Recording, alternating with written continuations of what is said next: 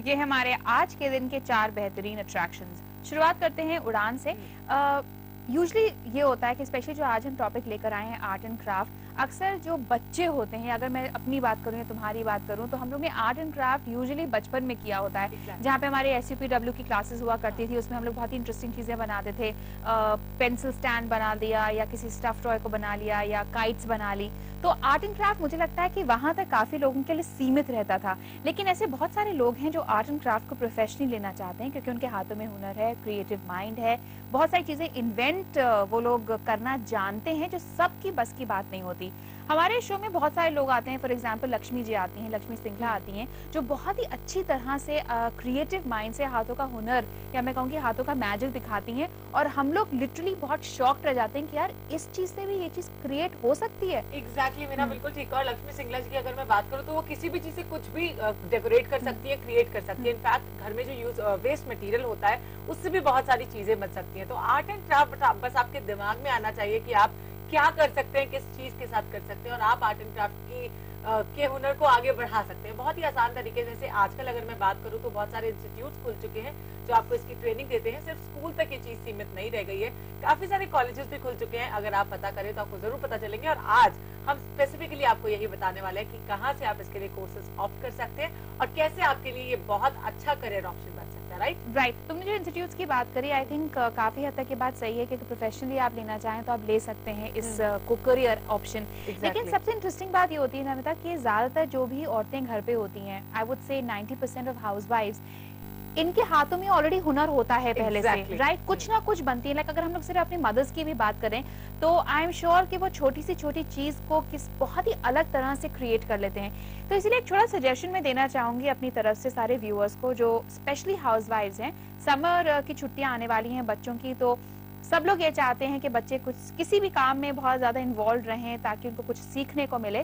तो अगर आप में ये हुनर है कि आप आर्ट एंड क्राफ्ट या कुछ बहुत अच्छी चीजें क्रिएट करती हैं, तो आई वुड सजेस्ट कि आप एटलीस्ट हफ्ते में 1 बार या 2 बार ऐसी कुछ क्लासेस शाम को, दोपहर को, या कोई भी जब आपको काम सूट करता है, जो भी आपको टाइम सूट करता है वो आप लें। तो आपको घर बैठे इनकम भी मिलेगी, you will also do something जो आपको बहुत पसंद है करना। और दूसरी बात है, जब हम लोग अपना एक हुनर दूसरों तक पहुंचाते हैं तो वो एक खुशी अलग होती है। एग्जैक्टली। अगर मैं टीचर्स की बात करूं तो अपना ज्ञान दूसरों तक बांटती हैं, that's a very good thing. और इनफैक्ट मीना ने कहा कि किस तरह से आप इस वेकेशंस पे क्लासेस दे सकती हैं, बच्चों को भी अपने हुनर को बांट सकती हैं।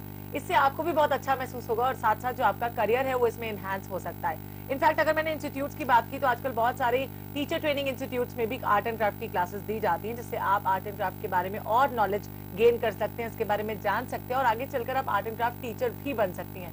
खैर मीना, ये तो ही कुछ बातें, लेकिन मुझे लगता है कि हमारे एक्सपर्ट और ज्यादा बेहतर जानते होंगे। राइट। तो चलिए चलते हैं और मिलते हैं अपने ऐसे एक्सपर्ट्स हैं जो आपको शायद नॉलेज दे पाएंगे कि art and craft as a career option women के लिए कितना अच्छा साबित हो सकता है। घर में पड़े किसी भी वेस्ट मटेरियल से कोई ब्यूटीफुल या डेकोरेटिव आइटम बना दिया जाए तो इसे हाथों का जादू नहीं तो और क्या कहेंगे। अगर आप भी इस जादू में माहिर हैं या इसे सीखने का शौक रखती हैं, तो क्राफ्ट आपके लिए एक बेहतरीन करियर ऑप्शन साबित हो सकता है। इस प्रोफेशन के बारे में जानते हैं अपनी एक्सपर्ट से। जब हम आर्ट एंड क्राफ्ट की बात करते हैं तो लोगों के माइंड में आती है कि कैनवास पेंटिंग जो एक फ्लैट सरफेस पे बनी है वहीं तक लोग समझ पाते हैं, एक आम पर्सन जो होता है। लेकिन आर्ट एंड क्राफ्ट से वही कुछ नहीं है। आर्ट एंड क्राफ्ट एक इतना वास्ट सब्जेक्ट है, आप जितना इसमें जाते हैं, डीपली जाते हैं, आपको लगता है अभी भी आप किनारे पे ही खड़े हैं। इवन मैं अपने आप को महसूस करती हूँ कि मैंने अभी तक कुछ नहीं किया, अभी मैं सिर्फ किनारे पे खड़े होकर मैंने अपनी शुरुआत की। अभी मैं सोच रही हूँ मुझे क्या करना है। काफी कुछ करने के लोग कहते हैं कि मैंने बहुत कुछ किया, लेकिन मुझे कभी ऐसा महसूस नहीं होता कि मैंने बहुत कुछ कर लिया। इतना बड़ा फील्ड है, इतना बड़ा फील्ड है कि कोई इसका अंत ही नहीं है।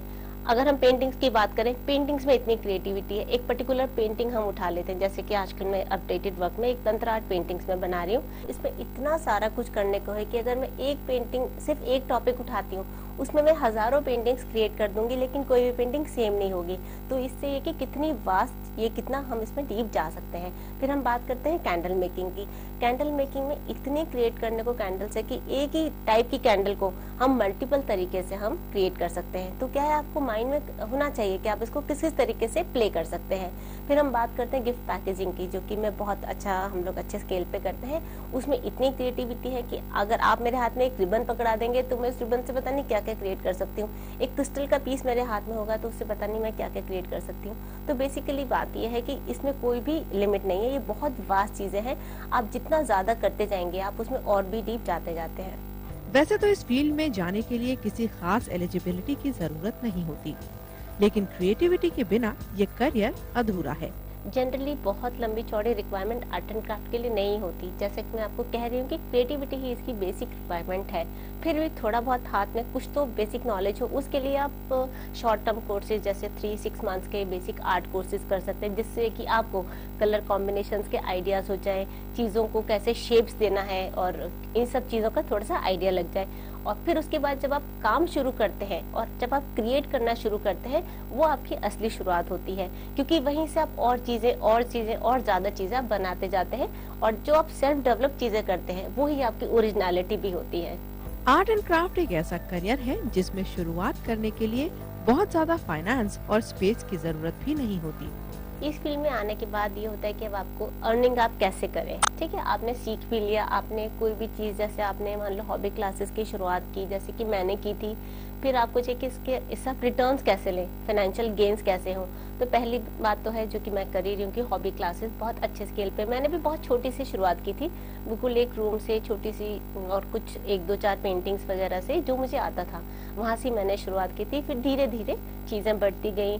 और इसमें सबसे जो मैं बहुत ज़रूरी चीज़ मानती हूँ कि इसमें कॉन्टिन्यूस आपको मेहनत और कंसिस्टेंट होना बहुत ज़रूरी है। ऐसा नहीं है कि आपने शुरुआत की, आपको अगर रिस्पॉन्स नहीं मिला तो आप उसको गिव अप कर दें। आपको फिर भी डटे रहना है। अगर आप छोड़ेंगे नहीं तो ऐसा हो नहीं सकता, मेरे अपने वर्ड्स में, कि आप कभी भी सक्सेस अचीव ना करें। This is just next to impossible. कि यदि आप लगे रहेंगे, लगातार आप काम करेंगे, तो आप सक्सेसफुल ना हो। आप अपनी हिम्मत मत हारिए, अपनी क्रिएटिविटी और अपने काम करना मत छोड़िए। ऐसा हो नहीं सकता कि आप कुछ भी चीज हासिल ना कर सके। अगर बात करें इनकम की, तो हो सकता है कि शुरुआत में थोड़ा स्ट्रगल करना पड़े, लेकिन एक बार सेटल होने के बाद अर्निंग की कोई लिमिट नहीं है। एग्जीबिशन से आप शुरुआत कर सकते हैं। आप छोटी मोटी एग्जीबिशंस में पार्टिसिपेट कर सकते हैं, जहाँ पे इन्वेस्टमेंट बहुत ही कम हो। आपको वहाँ से थोड़े लिंक्स मिलेंगे, कॉन्टैक्ट्स मिलेंगे, और लोग आपके काम को जानेंगे। फिर उससे आपको जो थोड़ा बहुत गेन हो, आप फर्दर इन्वेस्ट कर दीजिए। आप फिर थोड़ी बड़ी एग्जीबिशन ऑप्ट कर सकते हैं। फिर आप अपने काम को, जैसे शोरूम्स हैं जो कि आपके काम बाय कर सकें, गैलरीज वगैरह होती हैं जो कि काम खरीदते हैं, आप उनसे लिंक कर सकते हैं। यदि आपकी काम की क्वालिटी अच्छी होगी और आपके अगर जो काम है मार्केट में स्टैंड कर रहा होगा, तो कोई प्रॉब्लम नहीं होगी। आप बहुत ही आराम से अपना स्टैंड अप बना सकते हैं। आर्ट एंड क्राफ्ट को एज अ करियर ऑप्ट करने के लिए कोई एज लिमिट नहीं है, क्योंकि क्रिएटिविटी उम्र की मोहताज नहीं होती। इस काम को आप कभी भी शुरू कर सकते हैं, किसी भी एज से शुरू कर सकते हैं, क्योंकि आर्ट एंड क्राफ्ट एक क्रिएटिव वर्क है, तो इसकी कोई एज लिमिट तो होती नहीं है। आप 6 साल के होते हैं, छोटे बच्चे होते हैं, उनके अंदर भी बहुत क्रिएटिविटी है। 16 ईयर्स के बच्चे में थोड़ी क्रिएटिविटी और डेवलप हो जाती है। फिर जैसे जैसे आप बड़े होते जाते हैं, क्रिएटिविटी और बढ़ती रहती है। तो आप जहाँ से भी शुरू करेंगे, तो उसी से आप आगे बढ़ते हुए अपने आप को और भी ग्रो कर सकते हैं। आर्ट एंड क्राफ्ट में बहुत स्कोप है, और सबसे पहली ज़रूरत जो इसकी है वो है क्रिएटिविटी होना। आपके अंदर यदि क्रिएटिविटी है, तो आप अपनी हर चीज़ में एक नई शेप रोज देते हैं, और यही आज के टाइम की डिमांड है कि कुछ भी बनाए, नयापन होना चाहिए। आपने कल कुछ बनाया, एक हफ्ते के बाद आपका कोई और काम दोबारा से देखे, उसे लगा ये बिल्कुल अलग है।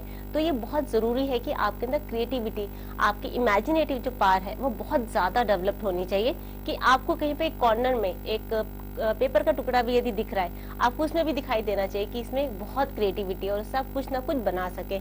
आपके हाथ में XYZ कोई कुछ भी दे दे, आप उससे कुछ बना सके, मैं बेसिकली उसको ही क्रिएटिविटी कहती हूँ, कि आप अपनी इमेजिनेशन को किस हद तक ले जा सकते हैं।